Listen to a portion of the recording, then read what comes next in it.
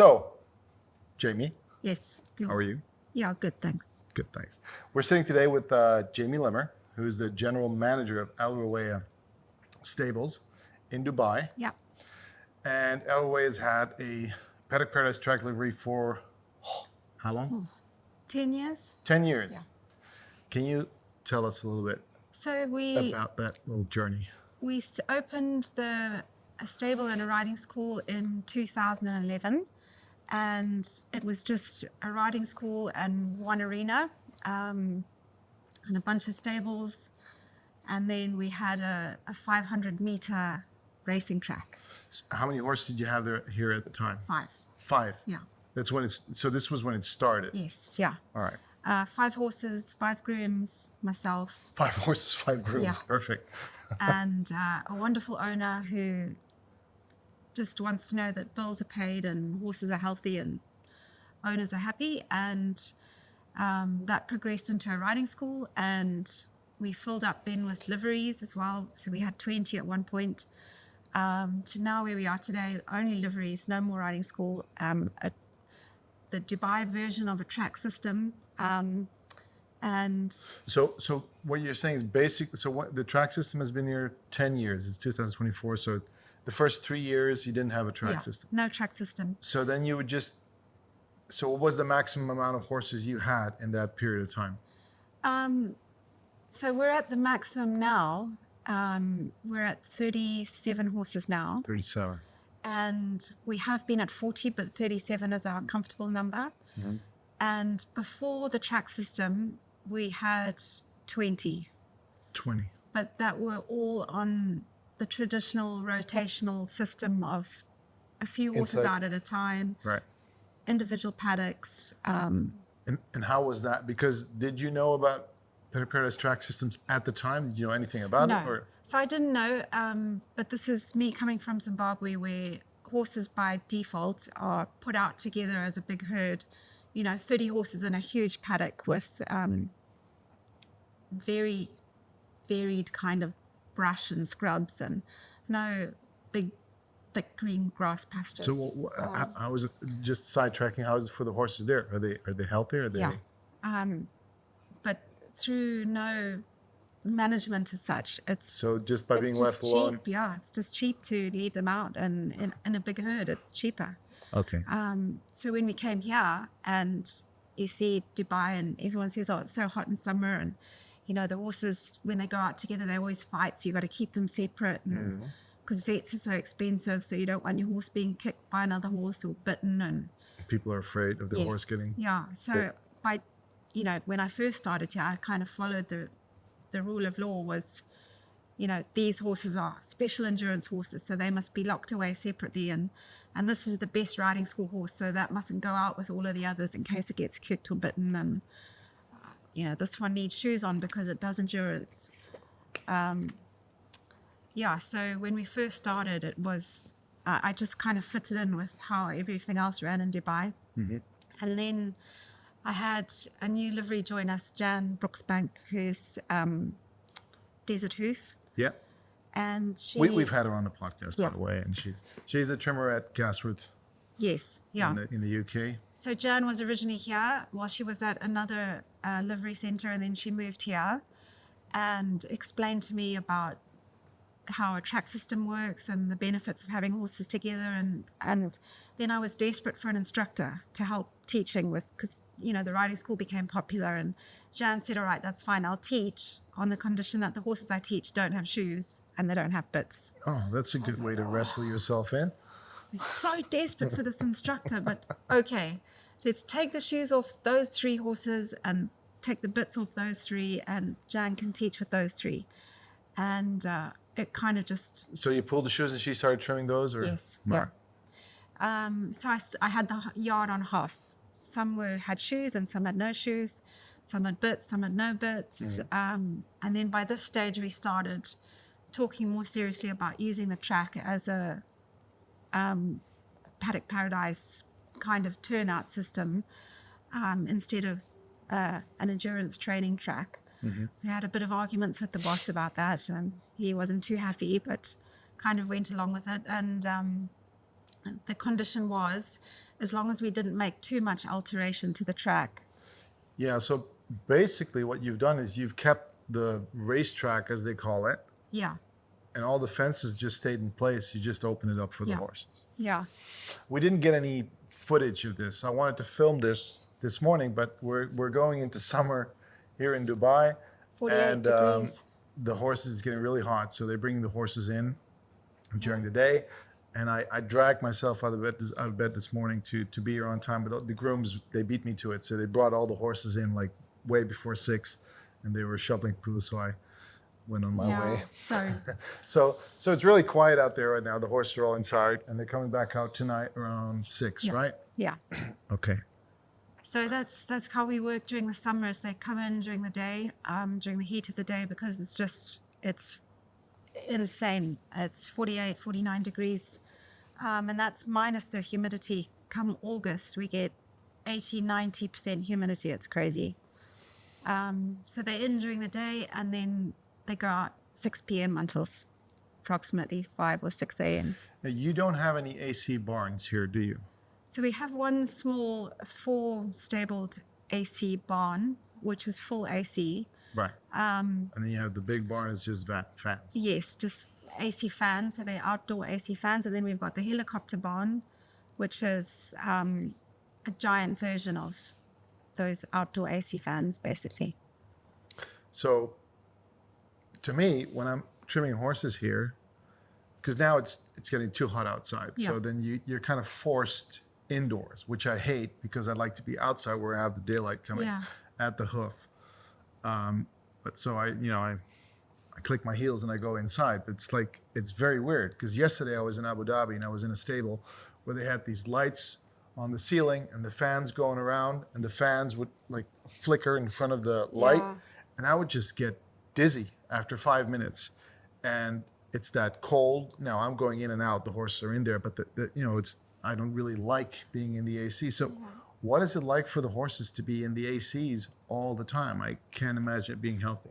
So this is why I don't really promote these freezing cold AC barns, because even if your horse is at another stable, for instance, where they are indoors most of the time, unless you're riding, so they're in this really cold 20, 22, 23 degree conditions. Which is draining water from their bodies as well. It's cold. And then they come out to exercise, either go on the walking machine, or the owners come to ride at 6 or 7 p.m. or early in the morning, 5 a.m. And it's just such a shock to the system from being inside AC to going outside in that heat, then exercising on top of that, and then coming back into the AC. I've seen a lot of horses get blood noses, and Really? I think it's just the vessels. It's just too much to cope with. It's not natural. It's not No. natural. And also, I was also in Abu Dhabi yesterday. It was an old stable at the Royal Stables. Yeah. A stable they're going to tear down actually and replace with an AC unit. But alongside those stables, there were these massive trees that have been there for I don't know how long. And it was in the middle of the day, and it was quite Yeah. perfect actually. So I'm thinking all this shade coming from trees and green and all that. To me, I've been coming here for a long time, but I haven't really experienced the summers here. So to me, it doesn't make sense to put our horses in all that concrete. You think, you start planting trees. Yeah. So trees are such a bonus to any property. There's actually an area in Dubai called Al Barari, and they've grown so many trees there, and their big promotional claim is that it's 4 degrees cooler than anywhere else in Dubai. And I can believe it, because when you drive in there's just shade and easier. trees everywhere. It's just Plus insanely beautiful. also there's the circulation of air. It might be warmer air than it is in an air conditioned, Yeah. facility, but it's natural Yeah. air. It's like So what actually funny Jan told me once was, she said, I've got 2 scenarios for you. Would you rather sit in the toilet at, for instance, Mall of the Emirates, which is beautiful, it's clean, it smells nice, everything's tidy, but there's no windows, and you're locked in your little toilet cubicle, just you, but it's throughout summer, so your temperature nice and cool, probably verging on a bit cold actually, really clean and tidy, but that's your box. Yeah. Or the other option is, would you like to go to the beach and you could sit under some trees with your friends, but it will be hot, but you will have the shade of trees and your friends and freedom to move. And I know what I would choose. Yeah, easy. It's an Be at easy the choice. beach. And I feel like this is kind of a little bit what we do with our horses here in the UAE. And you do have to be sensible about it. I mean, you know, horses that arrive here specifically from Europe, would never They've never say, experienced this. don't come, do not bring your horse this time of the year. Bring them when it's the end of summer, coming into winter, so that they get to experience the summer right from the beginning. Trick them into it. Yeah. Whereas the Arabians that are born here, they're much hardier and they seem to actually cope very well. And that's another interesting design feature of the big stable that we've got, is the gaps between each stable. Is quite a traditional Emirati design, and it's made to increase the airflow between each box. And I think that's why it feels so much cooler down there versus, for instance, up at the helicopter barn where I the didn't know stables that. are Yeah, right that next makes door. sense. Yeah.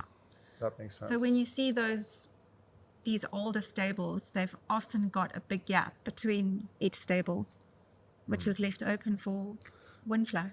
All right. So what has taken over then? Is it convenience or fear of things happening? I mean, I think overall, I've been to many countries in the world working with horses, and what I've learned from that is that you shouldn't judge a culture on what they're doing with their horses, because often it comes from a long tradition.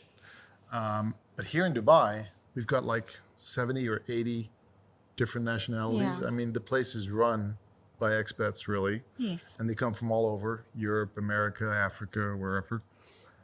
And you see, you know, in the more traditional horse world, you see a lot of these situations where horses are put in circumstances that are not very natural to the species. Yeah. You see that everywhere. But it seems to be like the norm here. And I don't mean that, I don't want to insult anyone, but it seems like, you know, all the horses, every horse is boxed up. It's got stables, it's got shoes, it's got beautiful tack, it's got, everything is looking really nice. But I see a lot of horses where I'm thinking, wow.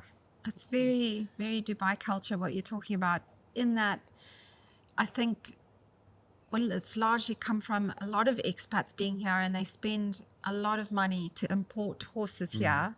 So first you're paying for the flight to get them over, and then quarantine, and, you know, then you've got all the kit that comes with the horse. It's all cost a lot of money. And I think that when you've finally got your hands on this horse that you've been looking at on the internet for the last 6 You're desperate months, to protect it. and you don't want anything to come in harm's way, and you don't want to risk any vet bills, so therefore you bubble wrap it, and it's only allowed in this tiny little paddock on its own for 30 minutes once a day, you know, because you don't want it. Then you go and let it out, and because it hasn't been out all day or for the last 24 hours, it goes absolutely wild in this tiny little crazy paddock, and then it does injury to itself. So then you stop doing that because the injury is itself. Yeah. And it's just like a vicious cycle. And so when people post videos of their horses being let out into a paddock and the horse goes absolutely wild, it's glorious to see this magnificent beast, you know, jumping. And but I also think to myself, it's like with the cows coming out in summer. Yeah. People are like, oh, look at the cows so go. sweet. But you think, they miserable. have been locked up for the last 6 months, and that's kind of what we end up doing with our horses here in the UAE. I know it's meant from a place of love, like I really want to protect my animal, and I want to make sure it doesn't get hurt, and never want harm to come its way. I understand that. But it's the same as having kids, you know. You can't say, I've got a 4-year-old kid and that friend's kid fell off the jungle gym, off the monkey bars, and broke its arm, so therefore I'm never going to let my kid climb on a jungle gym. Exactly. There's a certain amount of risk, essentially, that you take with keeping your horse's mind mentally healthy. Yeah. And when their minds are mentally healthy, it's the same as people. Your body is mentally healthy. It follows. It's all tied in. Or the other way around. Yeah. It works both ways. Speaking of vet bills, which you mentioned, I remember you sending me a spreadsheet of some sort several years ago Yeah. about the costs and expenditures and Yikes, how touch much wood. how much shavings you were spending on, and the vet bills and everything. And I remember, I'm doing this from the top of my head, I remember that shavings went down like 50%. Yes. Vet bills went down Drastically, a lot. drastically. Yeah.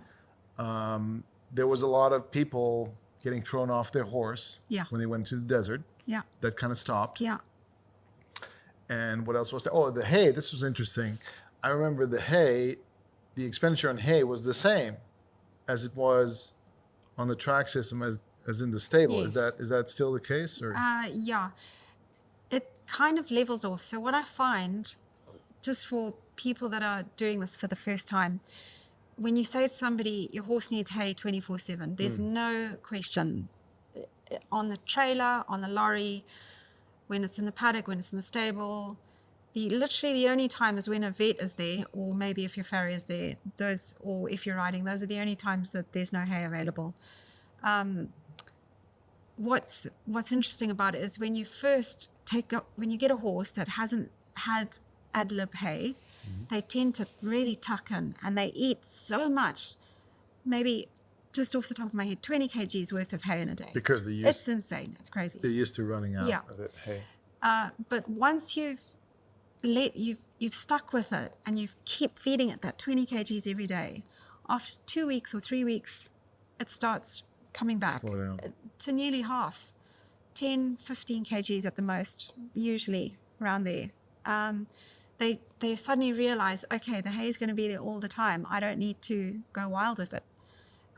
Nobody's taking it away. There's no fights for it. There's no arguments. Yeah, so hay... So there's a lot of bonuses to it. What are the Yeah. downsides to having a track system? Except Well, for mucking out.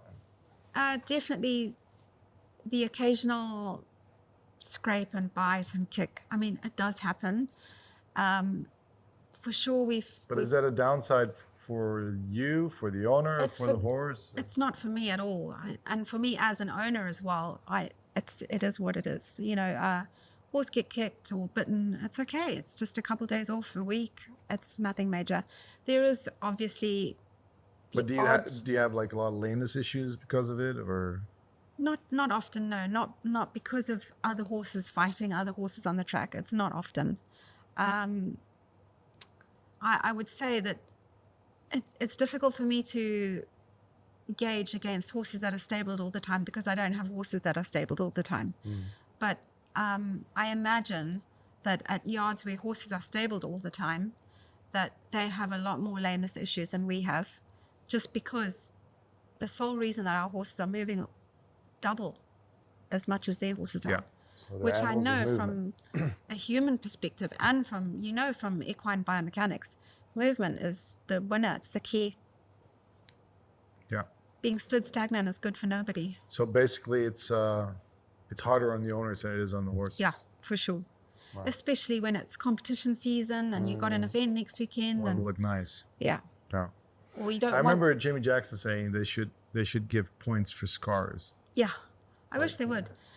So there is actually a showing group here that they really encourage people to take on horses that have done their time in endurance and racing, and they encourage you to take them on. And there's a special league just for those horses.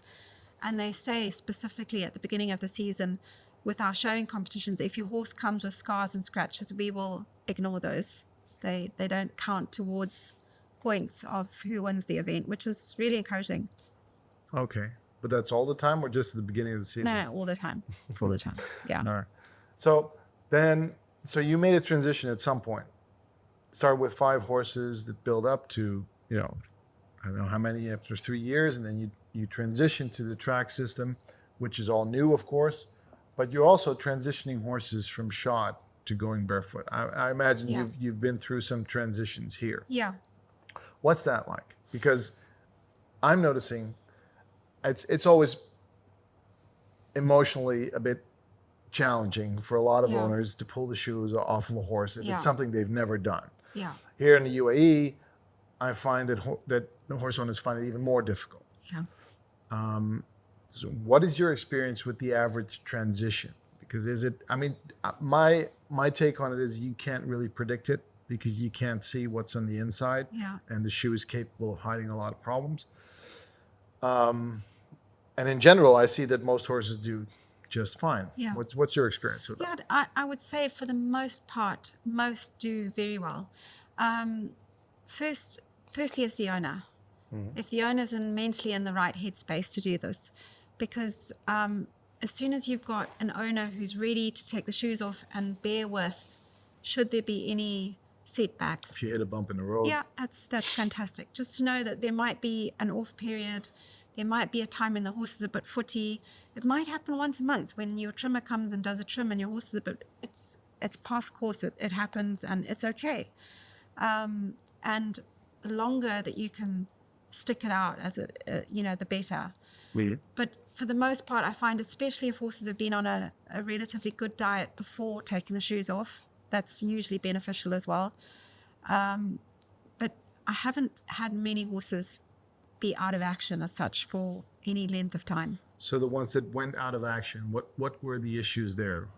Usually just footiness, being a bit. But is there any causality to it? Is there any way of saying, oh, this was the problem, or this is what needed remedying, or? No, it's usually multiple factors. Yeah, I would say most part is down to diet and movement. So do you see, are there a lot of dietary issues in the hoof? Do you see symptoms of laminitis with these horses? Yeah. Most or all of them? Most. Most. And saying the word laminitis to somebody who's, for instance, just brought their horse here and they say, oh, I want to take the shoes off and get the horse on the track, great. And you pull the shoes off and you see that there's stretching of the lamina. I'm not going to go and say to them, your horse has got laminitis. They'll just pass out. It's the big L word. Yeah. No, we look at it and say, look, this is a bit stretched over here. And depending on how bad it is, I'm assuming that we're talking about a horse that's your average minor issue, not a big deal. But technically it is a big deal. It is. I know. Because I run into clients and then I kind of sense that it might be a problem. And then I don't mean to be condescending in any way, but I'll say, okay, I'm going to use a big word here. And then I'm going to say, it's, what we see here are symptoms of laminitis. Yes. But I think it's important that we keep pointing this out to people and not to be, I think we have to be careful not to normalize it. Yeah. Because I noticed that in my country, in the Netherlands, and I've seen the same in Denmark or the UK, those countries where you have all these horses with all these stress rings and all these stretched white lines. If you start training students to trim on those horses, Yeah. those symptoms, those subclinical symptoms of laminitis become normality. And then before you know it, it's like, this is a good looking hoof. And I'm like, no, we've got a problem here. This is like a red flag for us to come into action. You've definitely got to be careful about when you take on a new horse, making sure that you're giving it everything, the best possible start to a barefoot journey. As in, you've got the diet right, you're getting movement as much as possible. The owner's on board with what we should be and shouldn't be feeding. We've got the right kind of trim going in place. You don't want to set it off doom and gloom from the beginning. So about that, when you say the right kind of trim, because nowadays, maybe not for everybody, but in our world, and the things that are like firmly attached to it, barefoot is a thing. So how easy or how difficult is it for people to determine what the right trim is? I mean, you're dealing with all these, let's say here in the UAE, Dubai, you've got all these farriers, my head off to them for doing the work, but it's a different world. They do something else. But some of them also do barefoot trims, and there's a lot of people that promote themselves as barefoot trimmers. But the term barefoot, and I've said this many times, is very generic. So how do people, how do they find reassurance? How do they look for the right trimmer? How do they know what's right or wrong? Well, as And is there a talking, wrong? well, talking from a perspective of not a person who trims, but like a horse owner, I think largely, certainly in the UAE, people are very quick to chop and change. If something goes wrong, they generally, unfortunately, don't go back to the trimmer and say, this is what I'm feeling, or this is what I'm finding, or the horse has been doing this and this. They'll just change to another I trimmer think that's next month, rare everywhere. where the people come back. Yeah, which is unfortunate, because if you think of it like a doctor, if you're sick and you go to the doctor and they prescribe you medicine and you go home, take the medicine and you don't feel any better, you don't just go to another doctor. You'd go back to that doctor and say, this medicine didn't work. Can you give me something else? And it's, getting a rapport with the same doctor and, okay, we've done this, this, and this, so let's try this way. You're not starting from scratch, which is really unfortunate that people don't. So feedback is super important. It's super important. Yeah, transparency. And it's not a big deal. I just can't explain that enough to people. If you're not happy with something, or you see a chip, or the horse's feet don't look symmetrical, or you want to discuss anything, no problem. Speak to your trimmer about it. They're often more than happy to explain something to you, and will probably actually talk the hind legs off a donkey, explaining with excitement about, your horse's feet. Yeah, but then the issue also is that most times that people they themselves don't know what is right, or how to assess what is right. Yeah. So then if someone, if you're professional, and if you get asked about your profession, you're going to reply in a professional manner, and you're going to be able to communicate the things that you believe in. So I think it's always going to be difficult for horse owners to make the right assessment. They go like, oh, he told me this, that, the other. Yeah. And then you go like, either it's true or it's not true. It's difficult.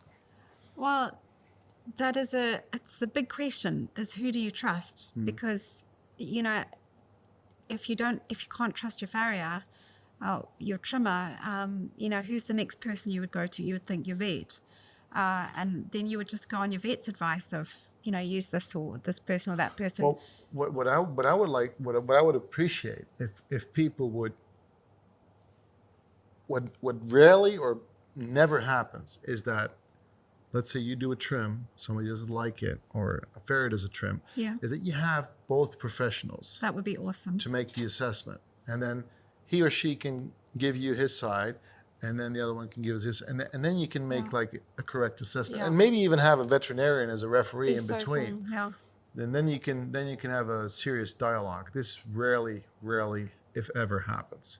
It would be absolutely awesome to have a farrier and a barefoot trimmer and a vet and the owner all discussing the same horse and the same feet and how they would fix whatever the problem may be. But then I would add, I've always felt that it's going to be very difficult for the equestrian community to kind of come together unless there is some sort of common ground. And for me, the common ground I think that we should find is the biology of the horse, because we're dealing with a species that's been around for 2-3 million years. They've been very successful. They've been around longer than we have. And basically we're telling them what to do, how to live their lives. And they know perfectly well how to live their lives. Yeah. So I think if we could all acknowledge, like, okay, this is a certain species, it derived from a certain environment, it has specific needs, and then you can funnel or filter that down to whatever it needs in a domestic environment, and then then we have something to talk about. Now it's just opinion after opinion after opinion after opinion. But the dialogue should take place, most definitely. I think it would also make it easier for clients to make an assessment. Okay, she's saying this, he's saying that. Let's talk about it. We've also got to get our egos out the way as well. Most definitely, yeah. Egos get in the way of a lot of things. All right. And I think from a Dubai aspect, ego is quite a big thing here as well. In the sense... Maybe that's a horse people thing, actually. Coming to... Just my horse has got to have the best of everything. And Prestige. yes, Well, there's a lot of people here that are, and I mean this in a good way, there's a lot of hardworking people here. yeah, Working hard, earning money, running a business, high achievers.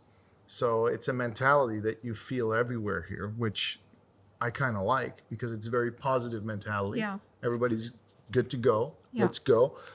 People don't take things personally. I've met some clients today that canceled on me because they felt their horse was not doing quite well, and sometimes that happens. Yeah. Either you can bite that bullet, or you can't, or you can fix it, or you can't, whatever it is, and it's all cool.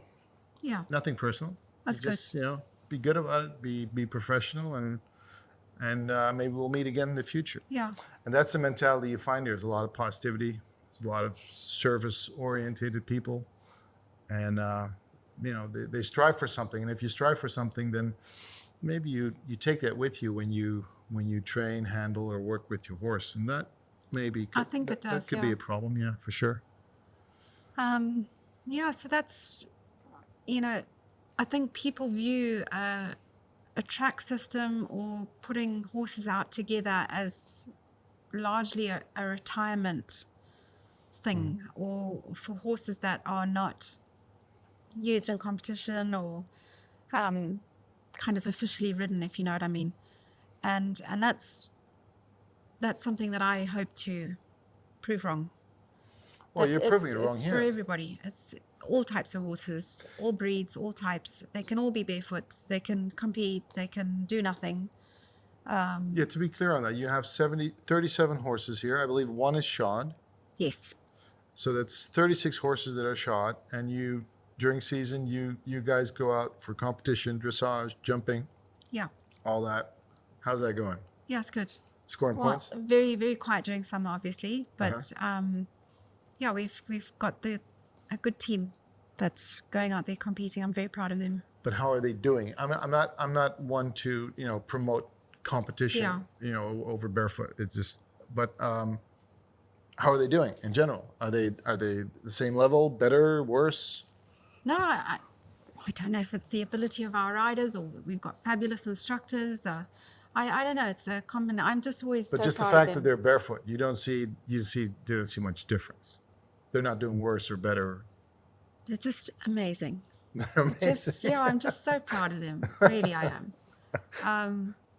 That it's just to see somebody's face when you walk past and you're going into this a round of 120-meter show jumps, and there's a little kid standing at the gate, and he says, "Our shoes." "Oh, no problem. Nothing mashkila." "No, what shoes? No need. Why do we need shoes?" And then the horse goes in and does a beautiful round, or even a terrible round. Doesn't matter. It's just makes me so proud. Yeah, I can imagine. Well, that's a good thing. And to know that our horses lead, they come out of that arena and they go straight back onto our track at night. And then they wake up in the morning covered in sand, No problem. looking like absolute farm donkeys. And then we can have them all shining and Well, beautiful. that's an important thing to say here, because the fact that they, even after competition or after work, they can go back to being a horse. That's very So- important. I feel that myself. If I feel like I've injured myself or hurt myself, the moment I start to move, Yeah. pains go away. Yeah. And this is something that I come up with a lot with, like visiting therapists, equine, massage or chiropractic or physio or any of them. They often by default say, "Oh, can you give the horse a 10-minute walk after we've done?" Well, it's okay, because he's going on the track all night from 6 p.m. until 6 a.m. Probably going to walk, I don't know, 10, 15 kilometers in that time, So easily. You just go, yeah, we'll do. So it's not like we're at, most other places where they know that the horse is going to go straight back to the stable and maybe get half an hour turnout later that day, or it needs to be hand walked to get out and moving, because that's not the case. Okay, so I have a few more questions. One is the thing that I've noticed for many years. Probably know what you're going to say. Is that the forage here. The forage has such an incredible impact on the horse, the type of forage that we feed. And I find it's very difficult to control here, because when you ask someone what type of hay are you feeding, they might give you the name of it, but Yeah. that's about it. Yeah. They don't know where it's from. They don't know when it was cut. They don't know how it was harvested. They don't know how it was fertilized. They don't know anything. No. Plus, it changes all the time. So Yeah. how do you control that, and how do you manage that here at Ruwayyah? So sticking with the same supplier is something that I've done consistently for the last 7 or 8 years. We've really stuck with one supplier. It doesn't make it any different, though, in terms of each bale that arrives. I guarantee you will be different to the last. There's absolutely no given on the quality of what we're feeding. We order Omani, we order Pakistani. I just pray that that's what we get. It's very, very difficult to control, apart from the American Timothy hay. Whereas I know for sure that is American Timothy hay that's arriving. I don't know where it's been cut. But that's all you know. You know it's Yeah. American. I don't know any other details about it. Right. Whereas I know you're very on it with your hay, and you know literally the plot of land where it's being grown. I feel like that's almost an impossible task here. In Zimbabwe, I could probably tell you where my hay has been grown, when it was cut, what fertilizers. It would be easy to find out. Whereas here, because we're in the UAE, grass is not grown because Everything it's is so imported. expensive. It's imported. Yeah, and then you have all these different cultures and subcultures here. Yeah. That this culture runs like the local community. They kind of run the country, and then you have the expat community that is basically pushing all the business here. So it's Yeah. creating all the things that are happening, and then within that culture is a subculture. It's like a lot of Indians and Pakistanis that they take care of a lot of the, this sort of stuff. Yeah. Hay and Yeah. those sort of things. So it's very hard to get Just your a hands dialect on it. going, yeah. Yeah. Very, very difficult. So what's the future for a system like the system we have here? What's the future for that in Dubai? Because every time I come here, I'm like, it's so easy. I go to these places, these big yards, they've got all this space available, they've got all this land, there's no grass, there's Yeah. virtually no risk of laminitis. All they have to do is, set up a fence line, get those horses out there, chuck out the hay, for God's sake, grow some trees, put some money in there. I Yeah. mean, there's money to go around here. Yeah. So But then how do you break that? I mean, what you've got here is a beautiful thing, and we have Jamila at Malath Pet Paradise who's doing her own thing, which is also, they're trying to grow something really great up there, and there's others that have, their little plans. But then how do you upscale it. upscale it? How do you get out of this? It feels like you're in a niche Yes. where it shouldn't be a niche. It should be everywhere. Yeah. How do you get the EECs, the desert palms? How do you get them on board with this? Well, we then come down to the owners again. Are the owners willing to put their horses on a track with other horses? That's the big question. And for a lot of them, they're not, because they're worried about fights breaking out with their horse and another horse and vet bills. And these things happen because we don't turn our horses out enough. We don't provide them with enough food into like hay, so they fight with each other, or they're so excited to see another horse they go wild with enthusiastic vigor, and then they end up injuring each other because they just don't experience it enough. And it's a bit of a round robin where you've almost want to take that owner and just blindfold them and say, just let me put your horse out and turn around when all the fighting's done, because it's done, and Come back at 3 months and you'll be so happy for it. And you'll have such an easy horse to ride as well. They don't need warming up beforehand. They don't need lunging beforehand. They don't suffer as many colics. They don't suffer very few box issues like cribbing or, weaving. Very few of those issues you'll find in any track system Yeah, and the horses ones that have it, they probably have it because they already had it. from before, yeah. Yeah. And, you know, you go to shows. I know this is not big on your list, but for me, it's a big thing when we get to shows and our horses get off the trailer and they're completely relaxed. They're standing just, well, No, when actually, it makes me very happy. If the horses are happy competing, and if they're sound and healthy, I have zero problems with it. It's just that I kind of refrain from using barefoot or, you know, the health of the horse as a means to promote competition. Yes. Because you know, the moment you actually go into competition, you're going to ask something of the individual horse Yes. that might be straining. Yeah. So I would never, you know, promote that. But I think it's obvious that the moment they're emotionally and physically stronger, that they're going to perform better. There's no escaping it. But I think competing is a big reason for a lot of people not taking shoes off their horse, is they believe that they need the shoes for competition reasons. Yeah, well, you don't. No, you don't. Especially here in the UAE. Exactly. It's all sand. It's all sand. You know, and if you go out if in the it's back not- roads, there might be little pebbles and stuff Yeah. here, but it's nothing too drastic. And in the UAE, for the most part, our arenas here are insanely they're beautiful. surfaced like none other. Yeah. You know, you can compete at low-level international shows in Germany or Netherlands, and they'll be in a grass field, Yeah, like in the marked mud. off with some string. And we moan about riding on a bit of sand.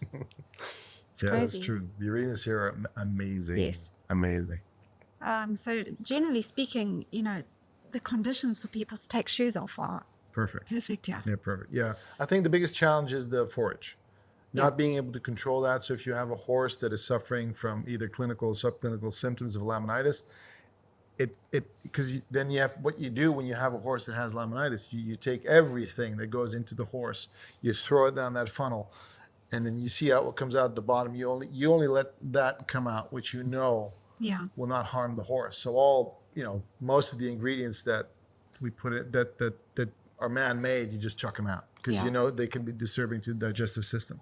And then what comes out at the bottom is hay, basically, salt, water, maybe a handful of oats. Well, this You is use the some other. grass nuts here, but not much else. That's another big problem in the UAE is the amount of junk that we feed our horses here, because you think, oh, my horse isn't getting green grass, so therefore I need to supplement it with the best feed available on the market, and those best feeds are often just big bowlfuls of sugar, Yeah. molasses, and a lot of grains that a horse would never feed on naturally in the wild. You know, things like barley, soya, you know, the whole list. These feeds are full of And that not just stuff. that, they're feeding enormous quantities of Yes. it, like up to like 6, 7, 8, 9, even 10 kilograms a day. It's like Which the same amount. sounds normal. Like if you were to ask me, any other yard, I would say that they're probably on averaging 3 kgs of junk food 3 times a day, which is your 9, 10 kgs a day done. Yeah, it would scare the crap out of me feeding it to my horse. Just be honest. Seems very normal here. Yeah, it's very normal. Big but bucket of food. But this is also a thing that people need to consider because they're afraid that the horse is going to lose weight when you remove those feeds. Yes. And actually, it makes total sense for the horse to lose weight when you remove those feeds because those feeds require different gut bacteria. Yes. And the bacteria that the horse naturally has and needs, they've been limited or they've died off. So, some sort of replacement has to take place. A new environment has to unfold within the gut. And that's going to take some time. And horses are probably going to lose some weight. When you were talking earlier about transitioning a horse from shoes to barefoot, that's something that I can for sure say I've noticed is when horses come here and they change their diets from the usual kind of junk food diet onto our food, which is very healthy. It's kind of like eating McDonald's, going onto salad. If you're into that. Yes. Okay. And I do find for sure that the horses do look worse for wear after 6 months. And then a year later, they look absolutely amazing. It does take quite a while for their whole body to readjust to a new kind of healthy type of food. Yes. And I think that that's a good final note, actually, I think it's important for people to realize that in order to change something, I mean, you really have to change Yeah. something. And it's going to take some time, and there might be bumps in the road, and there might be a little pain that comes with it. But if you want to move from one place to the other, you got to find your way over the mountains, Yeah. right? So you got to, And you have to start somewhere. And usually, most horses that have a problem, it took a long time for these animals to develop these Yeah. problems, because the first like 6 to 8 years of their life, they're growing, they're maturing, they can handle all sorts of shit. but it's also been masked by a lot of things. Oh, for sure. And then they start to age, plus you see that most horses that have laminitis, that's age plus 10. Yeah. And then the problems start, and then metabolism starts to go down, organs start to function differently, and things change. And then before you know it, you're in a... So this is kind of another thing that I've kind of started to be made more aware of is horses that are not on a track or have maximum amount of turnout, that, these horses are being ridden once a day and then on the walker once a day, and they're becoming more and more difficult to ride. So the riders are then using more and more harsh gear to try and keep the horse in control. And then the moment it's let loose, it goes absolutely wild. And the injuries from those kind of circumstances are very common, but it's always it's never put down to the feet or down to the feed or down to the lack of turnout. No, it's always something else. Those three such important things are completely ignored, and will just change up the bridle, or Yeah, it's like the macros. You got to look at the bigger things first, and then look at the details later. Most people are obsessed with the details rather than so true. the big stuff. Yeah. All right, Jamie, Thank you. thank you for doing this. Thank you She very was a much. little nervous. Yeah, I feel sick, but I'm grand. No, it was wonderful. Good talk. Thank you very much. Yeah. Alrighty. Thank you for listening, everyone. We hope you enjoyed this interview. Don't hesitate to like our channel and feel free to share this podcast. Keep it natural.